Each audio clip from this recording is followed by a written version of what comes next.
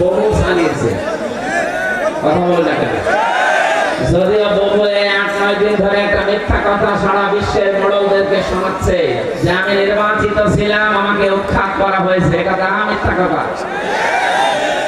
আজকে ডক্টর হাবিব সাহেব পড়ছিলেন না হুয়াজি তাবাকুম, আল্লাহ পাক বলেন তিনি সে আল্লাহ যিনি তোমাদেরকে নির্বাচিত করেন। এই যে লক্ষ লক্ষ নবীর উম্মত থেকে উম্মতি মুহাম্মদী হিসাবে আল্লাহ আমাদেরকে নির্বাচিত করেছে।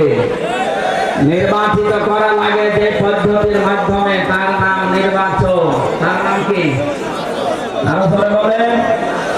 এটা রেকর্ড হচ্ছে, গোয়েন্দারা বিভিন্ন জায়গায় আছে। আমি ওপেন বলছি 15.5 বছরে বাংলাদেশে কোন নির্বাচন হয়েছে? কি মিথ্যা কথা! আপনি একটা হাসি মানুষ।